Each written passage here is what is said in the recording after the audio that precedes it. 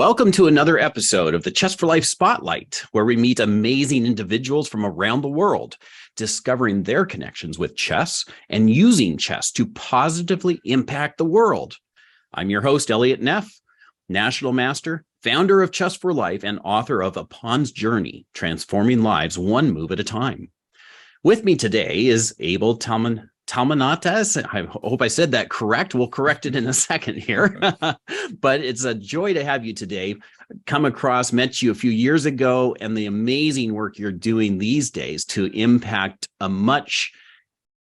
very important, shall we say, project with this school just north of San Francisco, using chess there. So I'm excited for our conversation, and thank you for joining me on today's episode.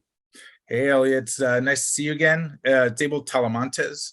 But yeah, no, it's great to connect with you after all this time.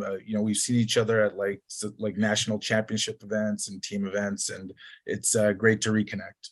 Absolutely. In fact, I think one of the first times I met was maybe when I even traveled to Hamilton School to do a special event there. And then while down there, connected with you and Judith Stare and some others, and then at the Pan Am Championship. So anyway, a lot of connections there. But let's jump in first by letting our audience get to know you a little bit. So if you don't mind, why don't you share where you're from, a bit of your background, a bit of your, work background, and what you're focused on today.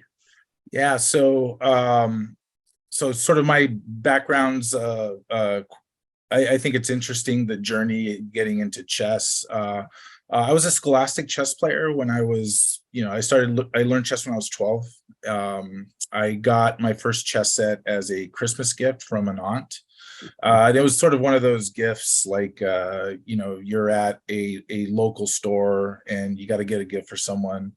And I'm gonna get a chess set, right? It's like I don't know if he even plays chess or even cares, but I'm just gonna get him this. So I got it. I didn't play at the time, and just tucked it away in my closet because I hadn't played and didn't have the interest. And then 6 months later, all of a sudden, I got curious about it, and I opened the box and saw that the different pieces. I started getting fascinated.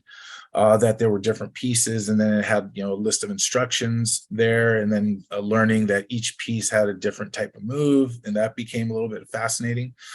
And then I taught myself, and during the time, we're talking like 1985 at the time.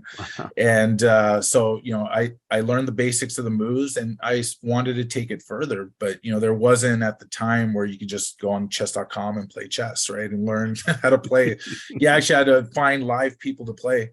So I went to my local chess club, which is still around to this day. It was called the Colty Chess Club in Campbell. And it was organized by this couple, Fred and Pat Mates, who did a fantastic job while I was there, where they had the pairing cards and the board numbers and, USCF rated tournaments. That's where I got exposed to my first, what a rated tournament was and competition. And then I just loved it. And so I was basically self-taught. The other thing is I had a group of like 3 friends in high school that also played chess. So middle school and high school. So we were sort of a group that played with each other and sort of got better along with each other because we could talk about chess with each other. So that's how I got like really interested, and that I got myself to the 2000 level. My highest rating was 2036. I think I was like 16 years old at the time. And then as high school approached and then work, chess sort of faded. And then when I entered college, I pretty much stopped playing altogether, and went to school, graduated from UC Berkeley, and then got into healthcare business at a local hospital. And then after 16 years there, I sort of had this like crisis where like I felt like I wanted to make a greater impact, but it definitely wasn't with what I was doing at the time. And I thought about going into teaching. It was, I was just exploring like different career paths. Mm-hmm. And I sort of realized that teaching at a school was probably not the thing for me in terms of teaching as like elementary school subject teacher or Yeah. middle school subject teacher. Yeah. But I said, I was good at chess. I actually like working with kids. And when I tried starting my own business, so I actually started my own business. Take a drink of water.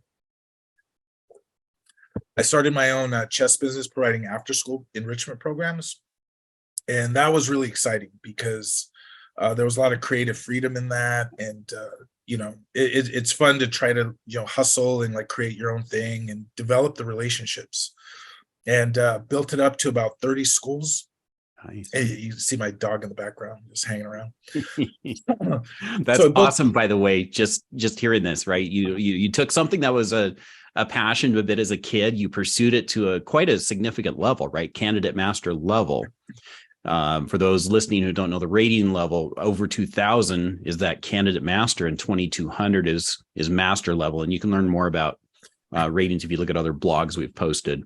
But that's fascinating, right? You started a career, you went significantly into it, and then went, you know what, I'm not being as fulfilled as I want to be.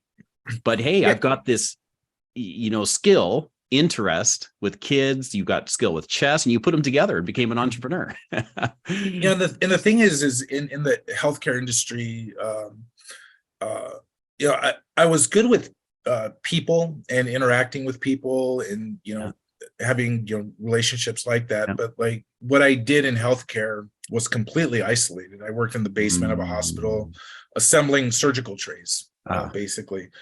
So it was a little different. I mean, I work independently really well, but like I felt like it wasn't really utilizing my full potential. Yeah. And then I just said to myself, I was good at chess. I can do this. So I did that, built it up to about 30 schools, had like 6 coaches. Was doing really well. Eventually merged with another nonprofit organization in the San Francisco Bay Area. And then we're managing, like 90 schools and 20 plus coaches, along with Judith Starre, who's, to this day, we're partners in a lot of other projects and stuff. I'm trying to get her to come to Hamilton, actually. I did a Twitch stream online tournament with my Hamilton class in the classroom, and then Judith had like come into the Twitch chat and we were interacting. But from then I sort of did a career turn, because at the Mechanics Institute in San Francisco, which is the oldest continuously running chess club in the country, John Donaldson, who's an absolute legend in the chess world, captain of the Olympiad team, he was going to retire after 20 years. And at the time, like my natural inclination is to kind of like want to continue to challenge myself and to lead. And I saw that as an opportunity to sort of kind of like spread my wings even further, and take on a new challenge. So applied for that job, and got that job. And really proud of the 3+ years I was there, because we did broadcasting of events, we were streaming. If in this community, I think that we were, if not the first, we were one of the newer clubs to be doing this like on a continuous basis. And then Judith came over to the Mechanics Institute with me about 6 to 8 months later, and then we were organizing events like crazy, and we had some like huge opportunities. The Pro Chess League was in town, and we got a lot of those players to come and do like a rapid event live at Mechanics. We had Fabiano Caruana there, and John Ludwig Hammer, a lot of big name players. That was really exciting to do. And then during the pandemic, we transferred all our stuff online. So we had continued all our events except online. And I think, and probably touch on this like another question, but that was probably my proudest moment of my whole time at the Mechanics Institute, that during the pandemic, when there was like a lot of uncertainty and a lot of people didn't know what was happening, we at least maintained the connection with our community and kept it going. And we were interacting with them during our live broadcast and in the chat. And it was just great to maintain that connection. And I think that the people appreciated that. And it was just fantastic. And then when we came back live and open, we really still felt that connection. Awesome. You know, there are so many places here. I'm like, oh, I want to go deeper on some of these ones. And I want to definitely get to the Hamilton story, because that's just incredible what's happening with kids.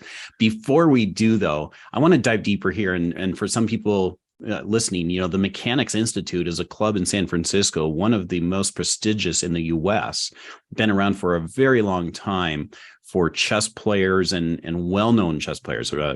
Abel mentions here Fabiano Caruana, who was U.S. champion, who competed in the world title against Magnus Carlsen, you know, one of the top players in the whole world. Great person. You know, so top level players have come to that club, quite a prestigious one. You know, let's take a moment, because that the COVID disruption, much as that happened a couple of 3 years ago now, it was still dramatic, the impact. Everybody had to figure out what to do. And you touched on something which I would love to just hear a snippet. Right, you were serving a lot of people, and suddenly the shutdowns occurred. And so, can you describe what that was like in a brief synopsis, if you can? Yeah. So, you know, the thing about the Mechanics Institute, and for the people that don't know about the Mechanics Institute, it's actually a club that is open 6 days a week. The building itself is a membership library and event center. Nice. The club is on the fourth floor of that building, but you know, a library occupies, you know, 2 floors. Then we do literary events, and then it's office space. So it's actually a building you can go in and visit, and Nice. and the club is there. Nice. So I found out that you know, everything was going to go on lockdown and shut down, and you know, the Mechanics Institute, it's fortunate that, you know, I mean, it has an endowment. So, you know, we knew, you know, we would be okay for a little bit, but we still had to like figure out how to keep the mission of the Institute moving forward and things like that. But right away, and this is where I was fortunate to have Judith along with me, because she had a lot of experience with online platforms and chess.com. And the funny thing is we had already started organizing matches online. Like we did a Marshall versus Mechanics match where we had connected with people on chess.com to sort of arrange how do we do a team match against each other. And then we had our players come to Mechanics and play from their laptops there. And Marshall did the same at the Marshall Chess Club in New York. And this was before the pandemic. Right before, months before the pandemic. So we were already used to doing like broadcasting of online things. So then when the shutdown came, we already had that familiarity. We already knew how to stream and do that. And immediately we created a chess.com community. We reached out to all our players, say, go here, join here, because our Tuesday night marathon, which is like the flagship event of the Mechanics Institute, which is a 1 round a week on Tuesday evenings, FIDE rated tournament.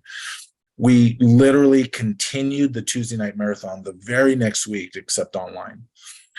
So we were doing our Tuesday night thing still, except now it was online. And then just word got around. And then so like a lot of our players that were playing at Mechanics moved to chess.com if they weren't there already.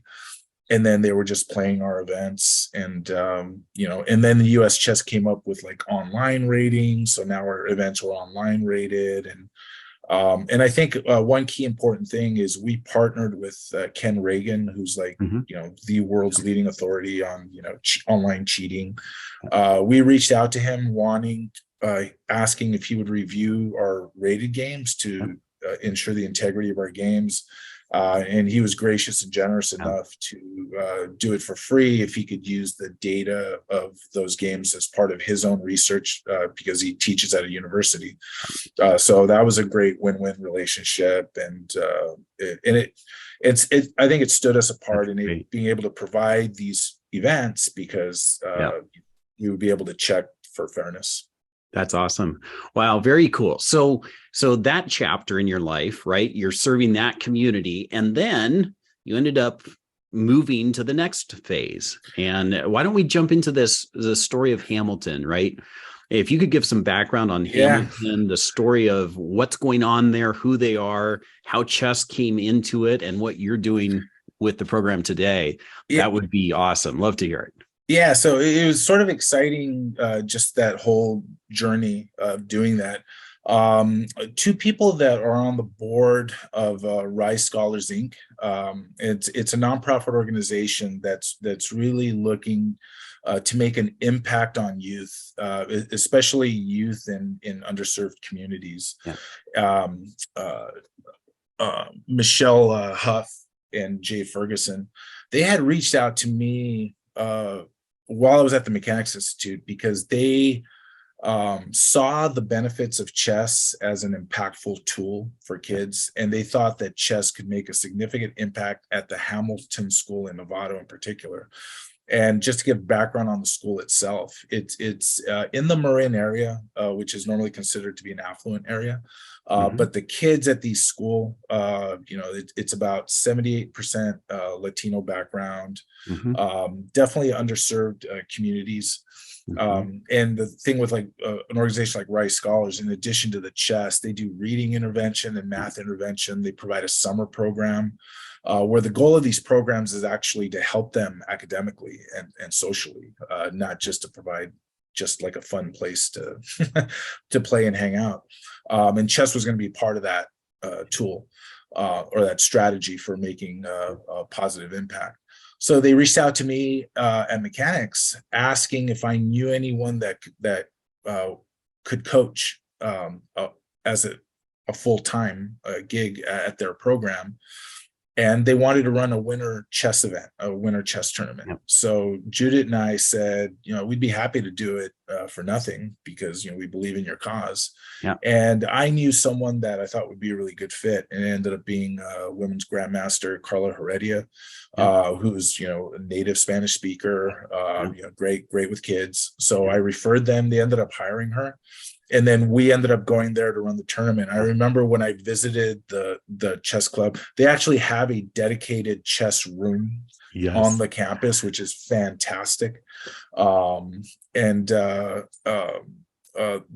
tournament had I think it was 70 kids participating. So I just got to interrupt your sec. Okay. For our audience, that's not a normal thing in schools, at least not here in the US, right? Some other countries have chess integrated into curriculum. The US hasn't gotten there yet. Armenia, Spain, other countries have just incorporated chess as an educational tool. But here you're saying a school in the US, right, needy area, literally has a dedicated chess room. If we can get a picture that would be okay to share, that would be awesome, actually, when we post this. Definitely have many of those.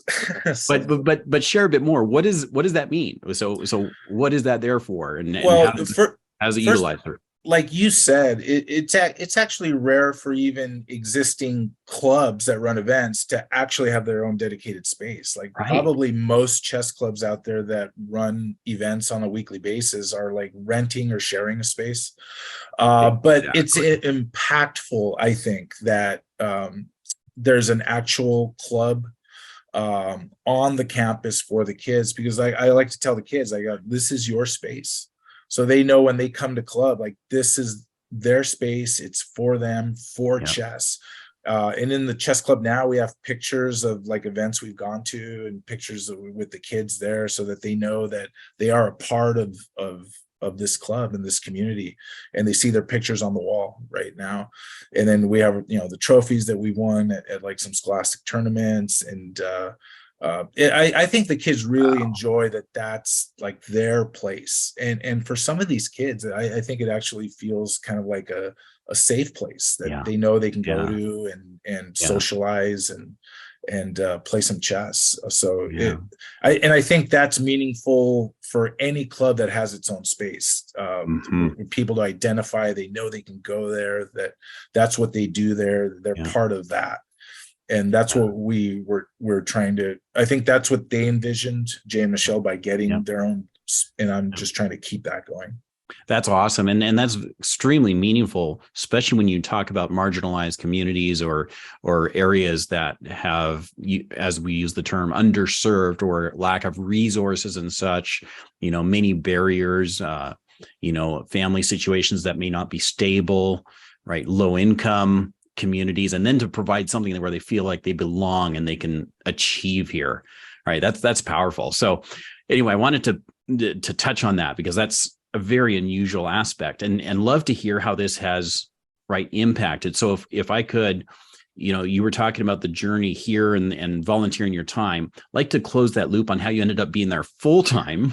Right. So, when the pandemic hit, there were a lot of changes that had happened.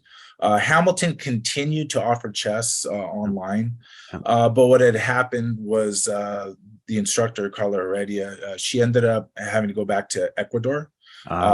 She competed for like the national team and things like that, but I think life circumstances made it that she ended up staying there more a time, and she wouldn't be able to continue serving because I think she was helping out the family over there too as well.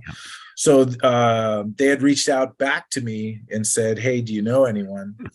And just the timing was just interesting, like a lot of things in life. Like an opportunity presents itself, and then you're put to a decision, and you have to decide. And I was sort of going through a period where I felt personally that there was a lot I did creatively and a lot of innovation in terms of bringing mechanics to kind of the point it was, and circumstances had changed at where I was at, where basically opportunities to grow even more, in my opinion, weren't going to be there. And Hamilton was offering me the opportunity. They actually said, we want to shoot for the moon. We want, big things. We want first things.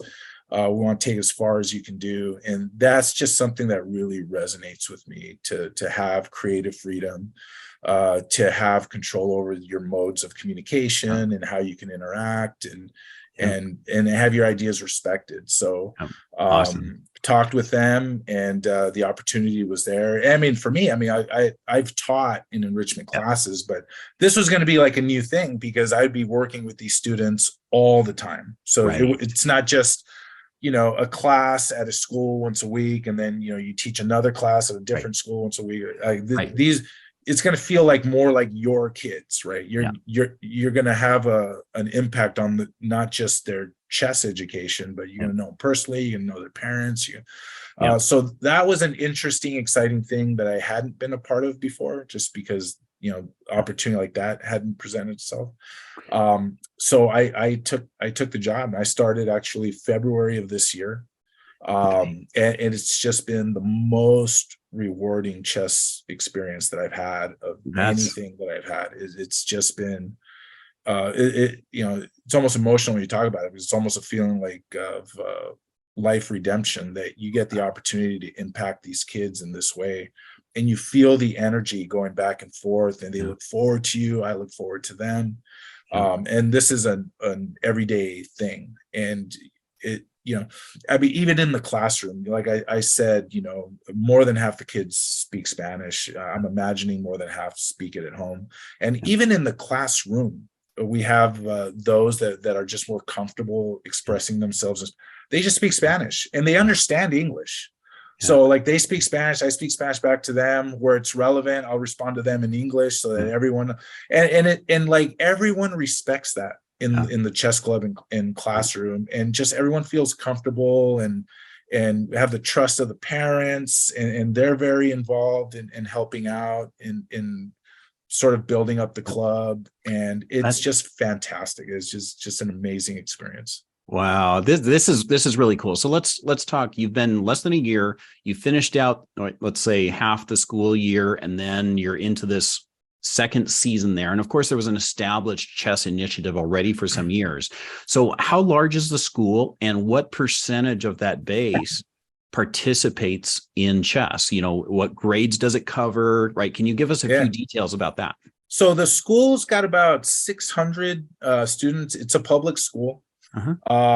It, like I said, it's probably like 78% Latino, students from Mexico, Peru, El Salvador, like a lot of Latin American countries.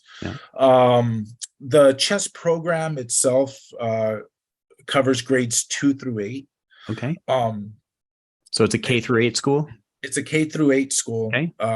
From second grade, that's the earliest we have them. And Yep. what we do is so we teach during the lunchtime. So we allow the kids to like bring their lunch to the club and learn. And lunch and learn. lunch and learn. And Yeah. grades 4 through 8 when I first started was who could partake in the after school program. Yeah. So we have our lunch classes where we combine some learning and teaching, and we're mostly trying to inspire joy and love for the game and teach kids how to play. Yeah. And then the after school is a structure that's 2:50 p.m. to 5 p.m. Yeah. And that's a more structured learning environment where all kids are welcome. So it's even kids that like to play casually, but they know that this section we're going to be doing lecture, we're doing activity. As long as you don't disrupt what we're doing, it's all good. And everyone respects that. So so we've been able to do that. But what I've done recently is I've been seeing there have been like second and third graders that like show a high level of interest and want to take it to the next level.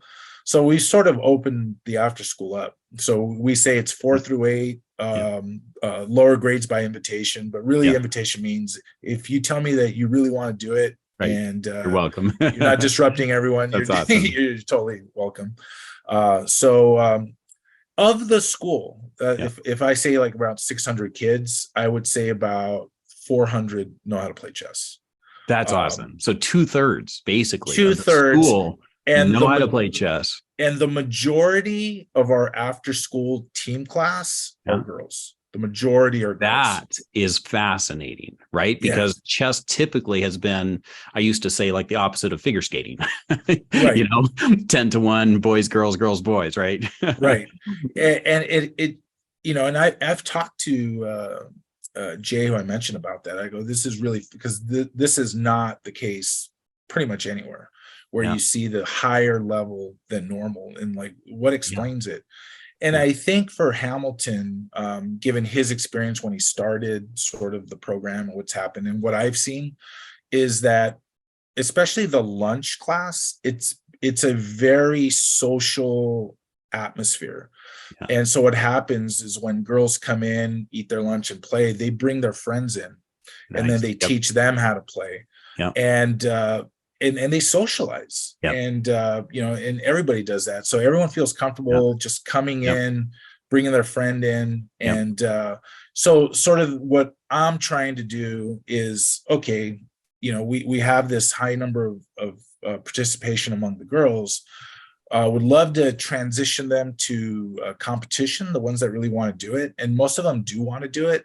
But it's just creating that environment where they feel like they want to do it and feel comfortable around the others doing it. And we do have a very supportive sort of environment around the boys who participate and the girls. There's no like negativity or conflict between the boys and the girls there. So it's supportive all around. That's awesome. That is so cool. I'm just bursting with more questions here, and yet limited on time to get into everything here. So here, let's talk about this aspect now. Our purpose with the spotlight is, of course, shining the light really upon things like this, right? Where the game of chess is being used as a benefit to the community. And, I hear what you're talking about, competition and growth.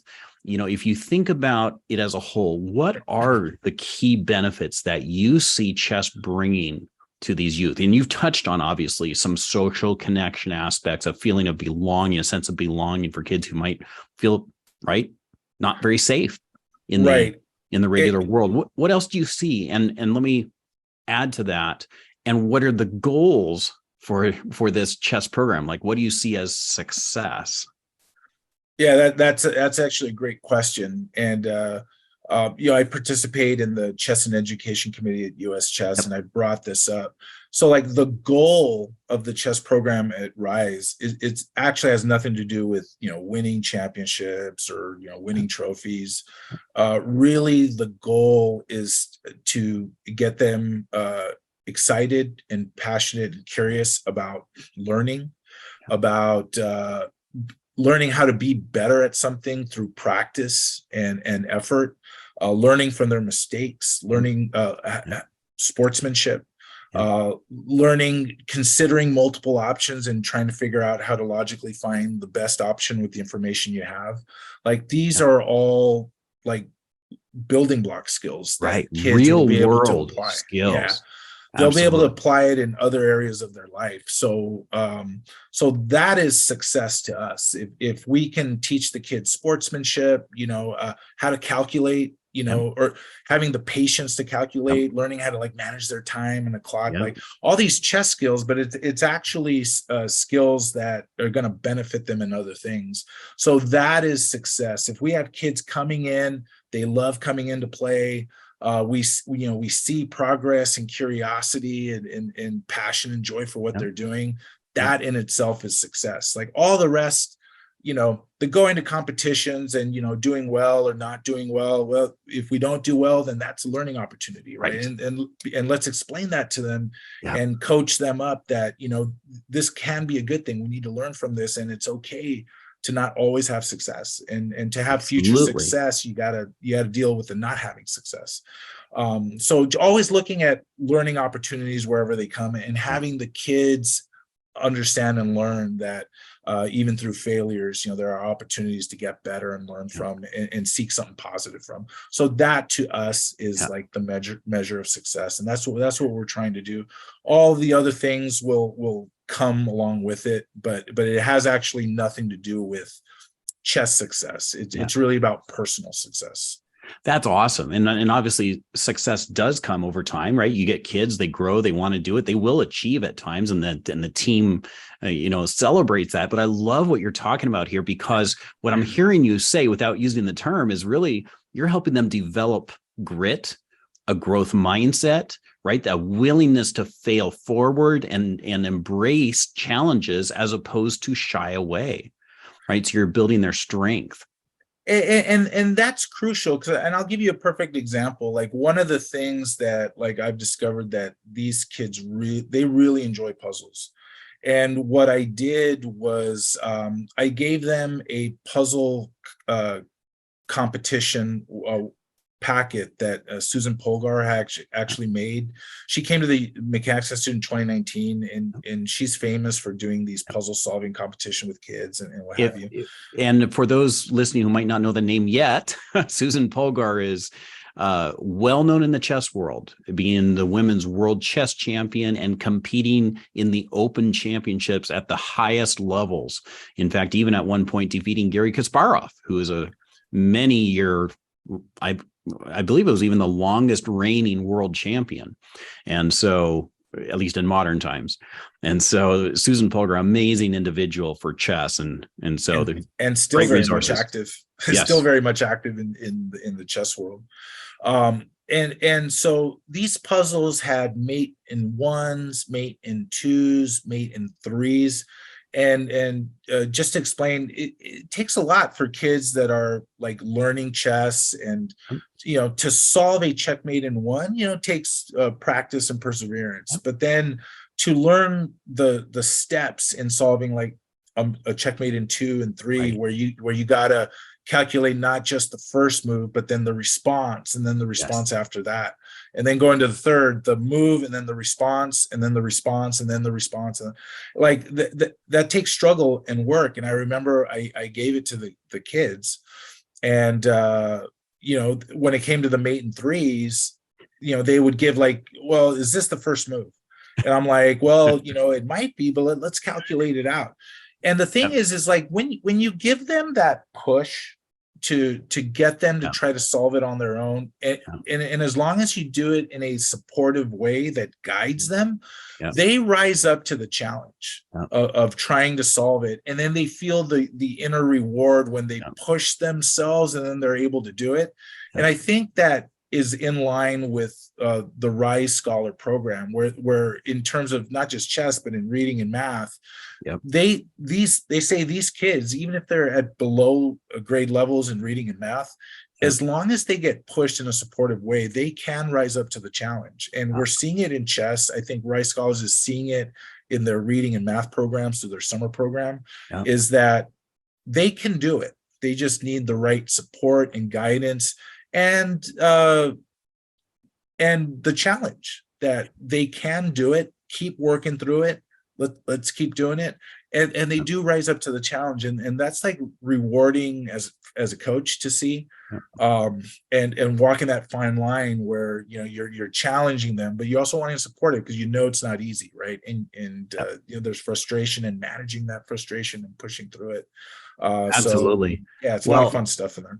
And what's fascinating to hear, you know, what we're talking about when we say, again, if someone's thinking about what this is, right, who might not play a lot of chess, when we say mate in one, that means a single move, you're going to trap the king and has no way to escape. It solves this puzzle, and you train your brain, you build pattern recognition by doing this.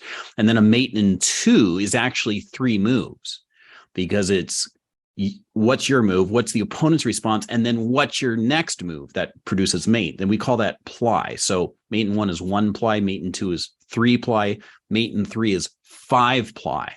So literally these students, these kids, are developing that ability to visualize ahead and figure out these puzzles that have innumerable possibilities in many cases. Right? They're having to figure these patterns out. And that's amazing problem solving skills we're developing. And you think about it for a non-chess player, is like you're manipulating a position on the board in your head, multiple moves. And that's not such an easy thing. And I think as chess players, we sort of lose track of how challenging that can be. It requires like the muscle memory, pattern recognition of like all that. But like for kids that are new to it, to sort of engage on that level and learn that's actually really a very important skill to kind of incorporate. Absolutely. So let me ask this question. You know, the program has now been running this way for some years, right? There's a lot of support for this in terms of what it's doing. We see positive outcomes in so many ways. You know, that's an incredible number for most schools to say that 2/3 of our school out of 600 plus kids, and we're not talking an Ivy League school or something. We're talking a public school in a wealthy area, but yet serving, right, a huge percentage of challenged background youth.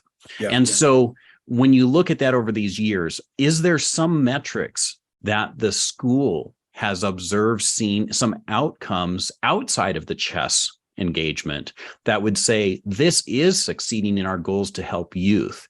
Is there some metrics that way that you see?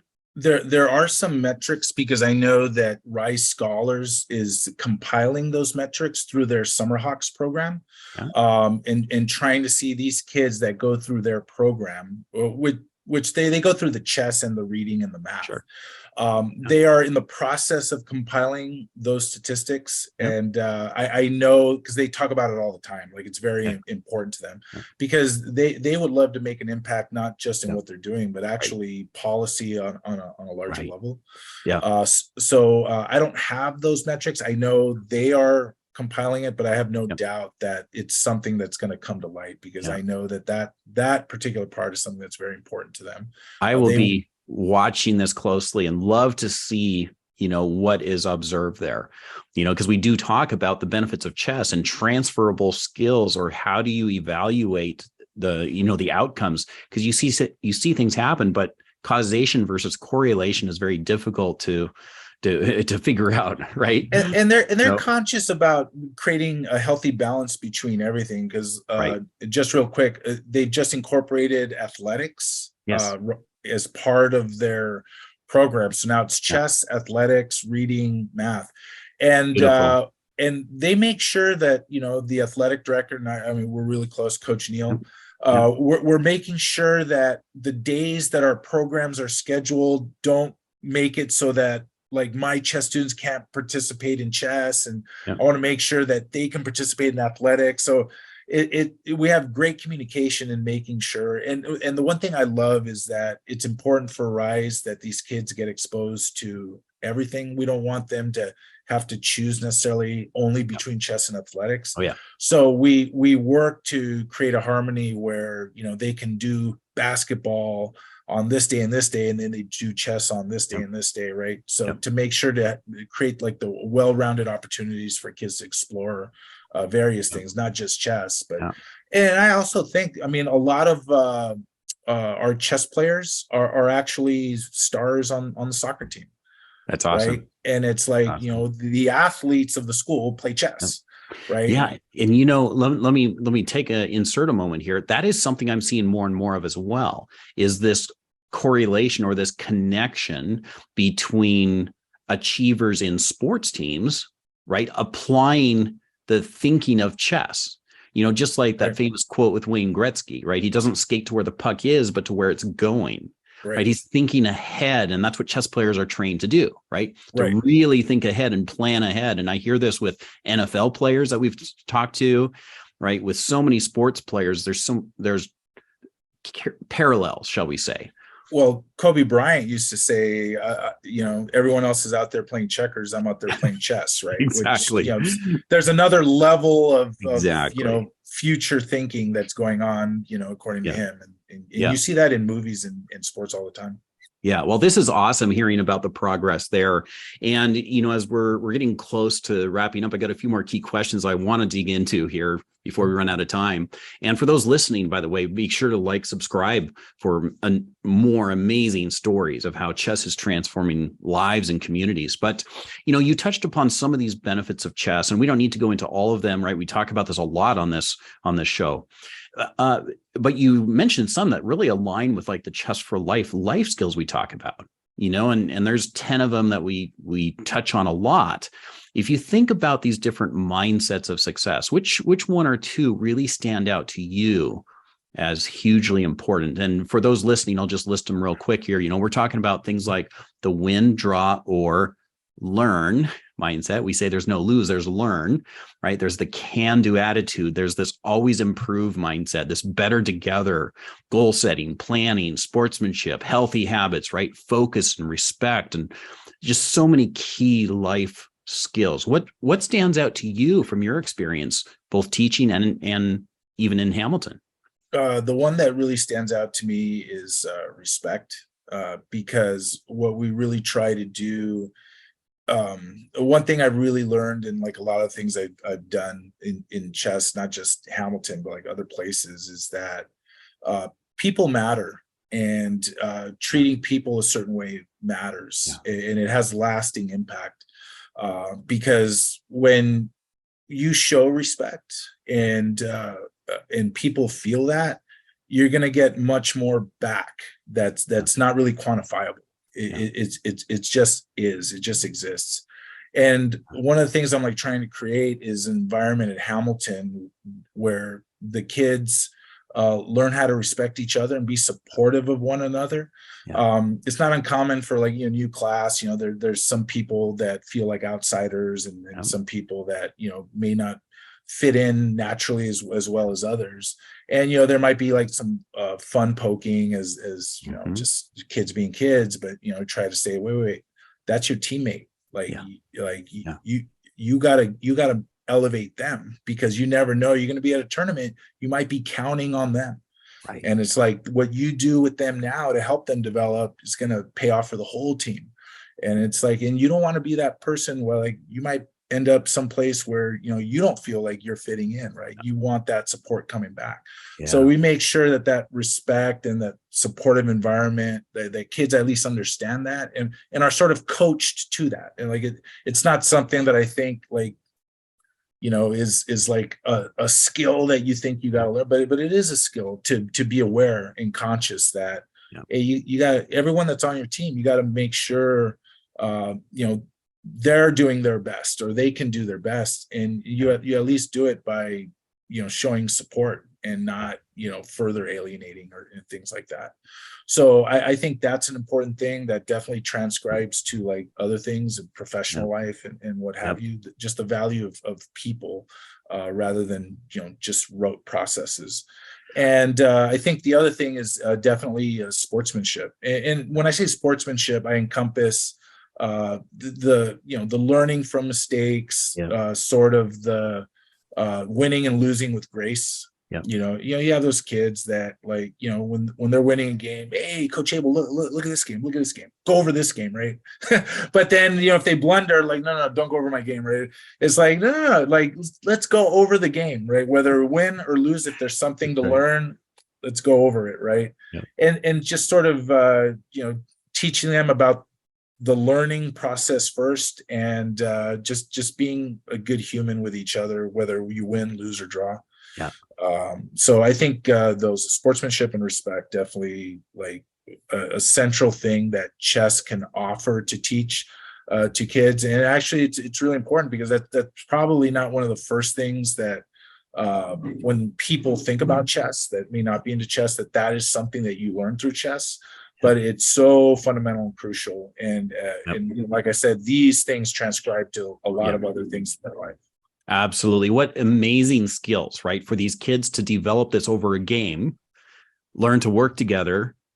You might not like someone right away, or it feels awkward, but you develop that, you reach out, you build these relationships. And imagine that, right? When they get into a job or a career or somewhere else, how critical it is to be able to work with others, to respect each other, to recognize their talents and abilities, and figure out things together. That's awesome. So, all this talk about benefits, outcomes, different things. Are there one or two stories of youth, of course, protecting identities, but that you could share that you've observed where you're seeing this happen in real life for these kids to grow?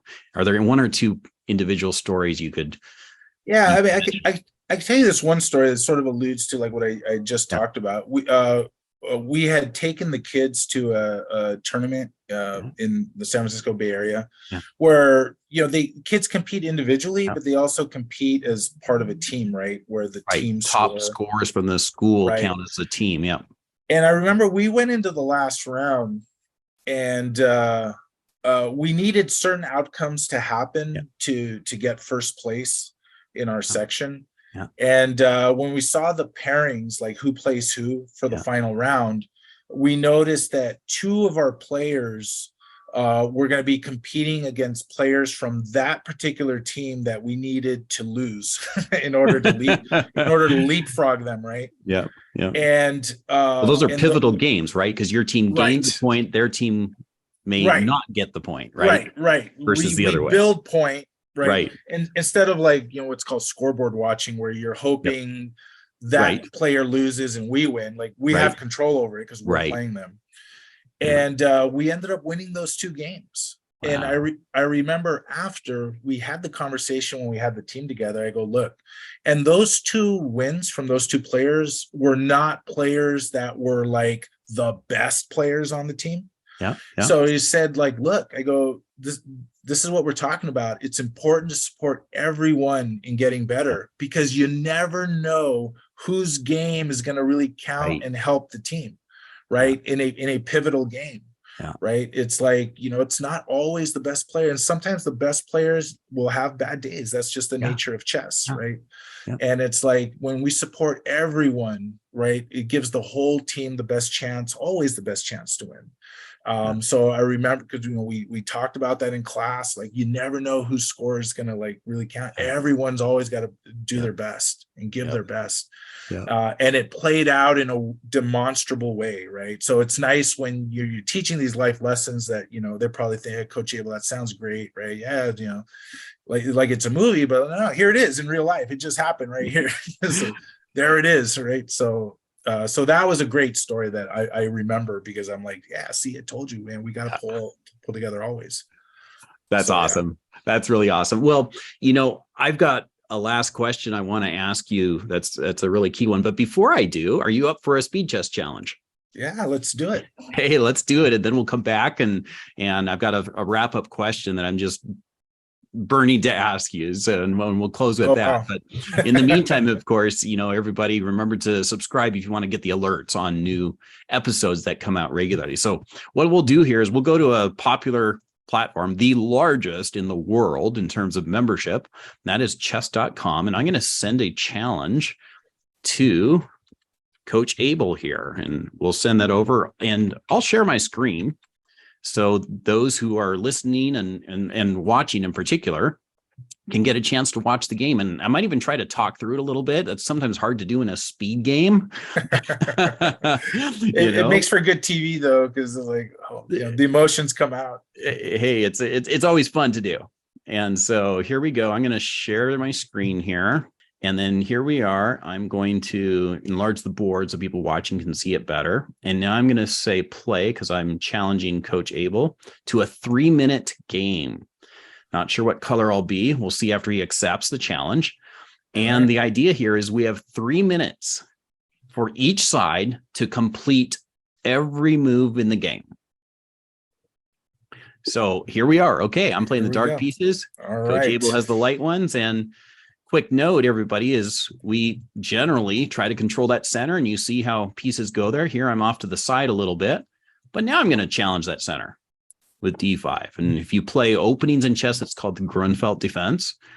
And key principle for beginner or starting out players, in fact, any level, the importance of castling, getting your king to safety. And critical principle if you're going to play strong chess. Yeah, the challenge for me with the kids is really getting them to understand the importance of the center and what that means. And now notice, if people are watching, look at how the light pawns have total control of the center, right? I don't have any control of it right now, but my goal is to challenge it. So here we go. Let's try to challenge that center. Break it up. Well, let's do it. And notice I'm pressuring that pawn and trying to do my best to break down this center because I've allowed the light pieces to control it first. At the same time, my king is castled a little sooner than my opponent, which means gives me certain opportunities. All right. And another beautiful thing about the game of chess, if people are watching this here, is the immense number of possible moves. In fact, if you haven't heard this before, the first 3 turns, 6 plies, 3 each side, there's over 9 million possible positions. 4 moves in, the unique positions possible exceeds 280 billion. Yeah, I know, it's mind-boggling. That's the beauty, It's a lot. Right? In life, you could say there's unlimited possibilities. Alan, in a chess game, there's pretty much unlimited possibilities. And so the parallels work where you just have to be making good decisions and thinking through your choices as you do it. Speaking of which, I think I just made a donation here. Well, thank you. I appreciate it. And what we mean here is these series of captures has resulted in myself having 1 extra pawn. If you're all watching, right? There's 5 light ones, 6 dark ones. And I've got to make some choices too. And sometimes that's not easier said than done, shall we say. Well, in this case, I'm going to play safe versus otherwise, because I was thinking about taking that rook in the corner, but then my king felt like it might not be all that safe.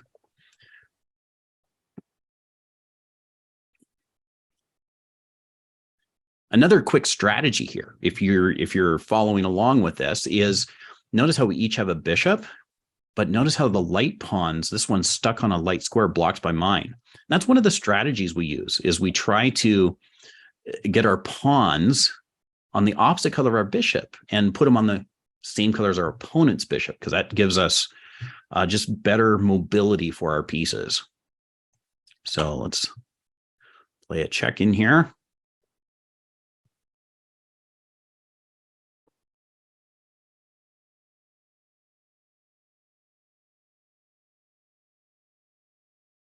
You got to be careful.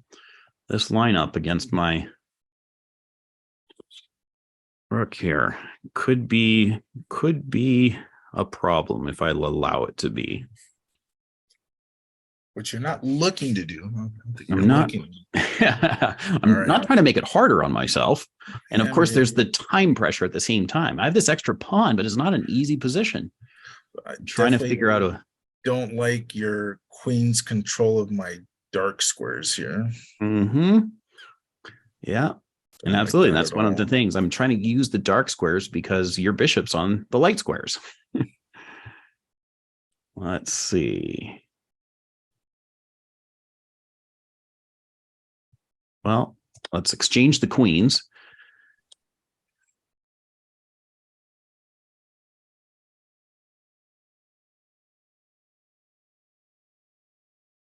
Just going to go this way. And notice also, I've just put both my rooks on these open lines. And part of that's a key strategy. You want to put your pieces on active squares, somewhere where they can do more.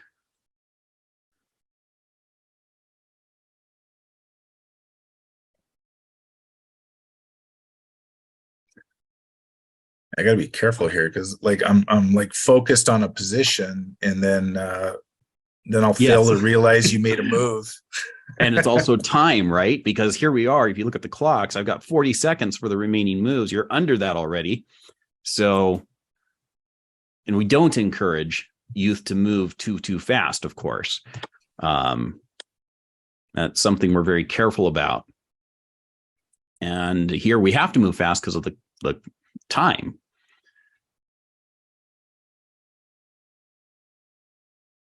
And we don't have any delay or increment here, so Yep.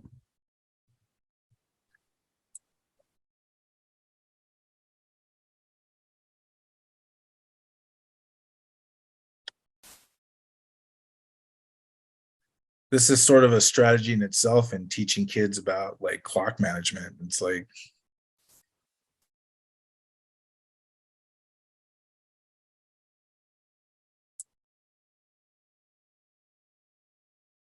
let's see here.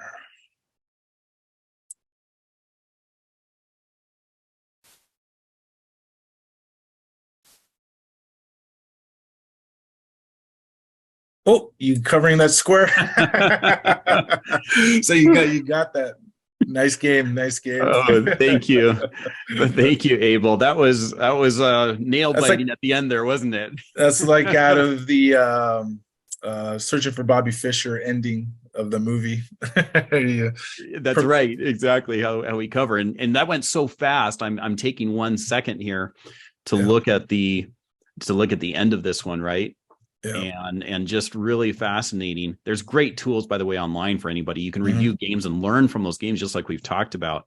But here, if we just go down to like the end of this game, I'll just jump to the end and then back it up. Notice this, how there's 3 pawns. Now there's 2 to 1. So I have 1 extra pawn, but that actually doesn't even matter here. What matters is who can get across the board first.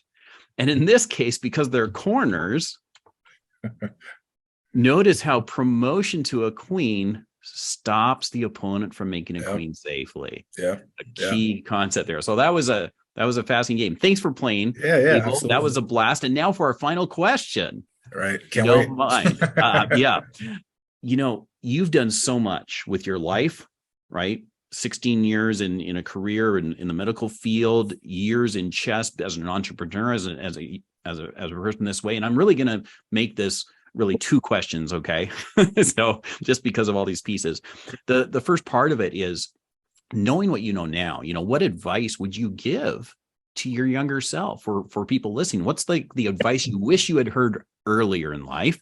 And then the second part of it is also with knowing what you know now and where you're at.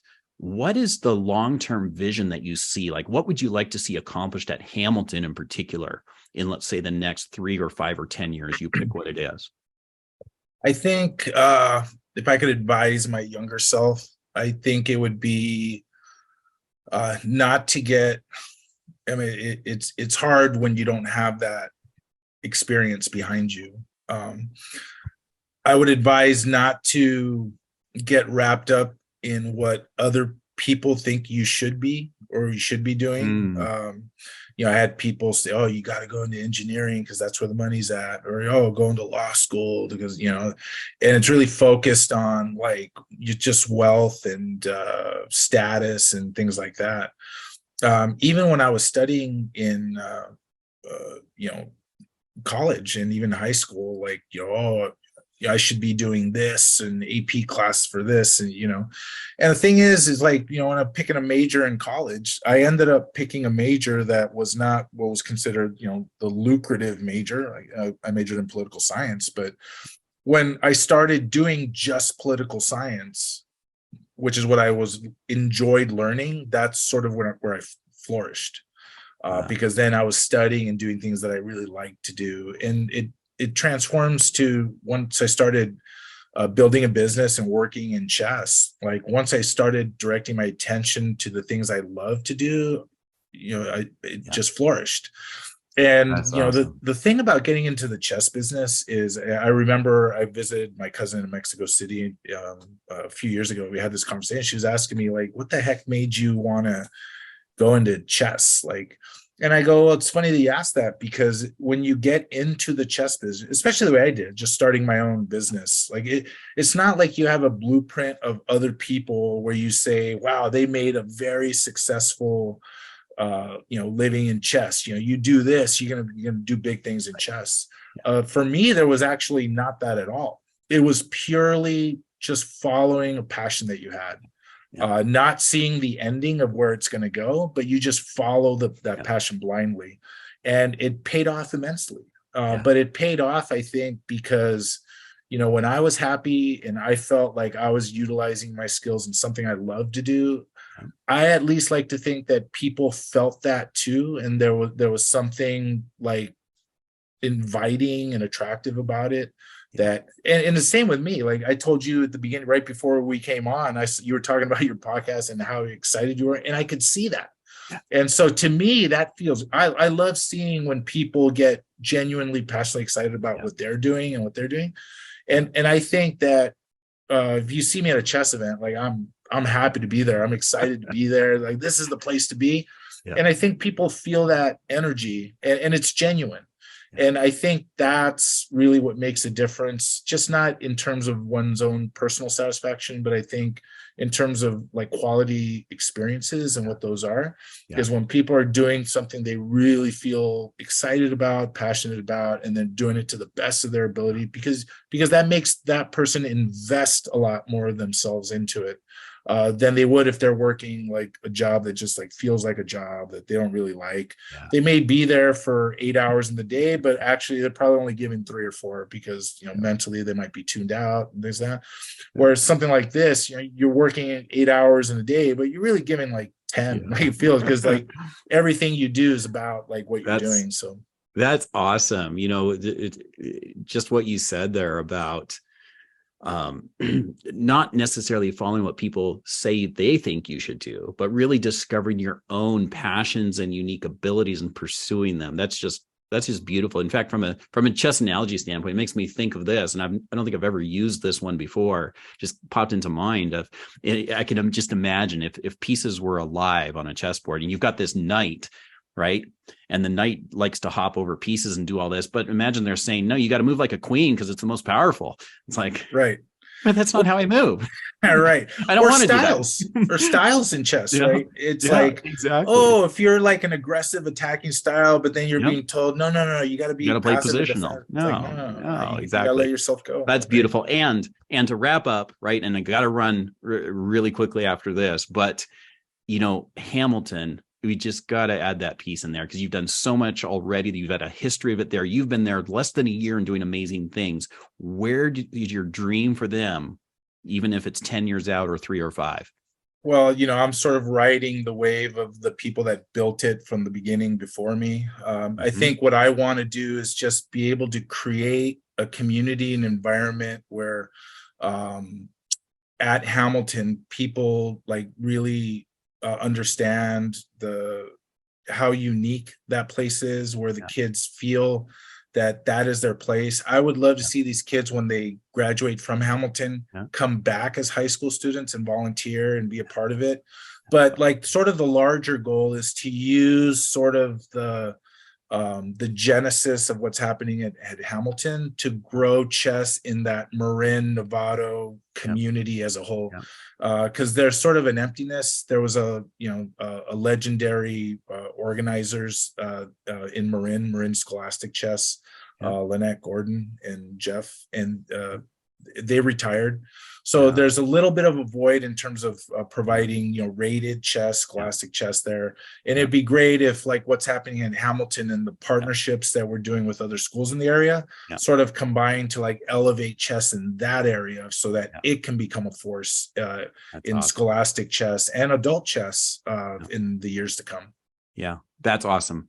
Abel, thank you once again for joining the Chess4Life Spotlight. It's been a joy having you. And everyone, remember to like and subscribe in order to support and hear more of these amazing stories. We wish you the best and look forward to a check-in in the future on the progress towards that dream. Yeah, thank you for this opportunity, and good luck with everything you're doing with podcasts and everything else.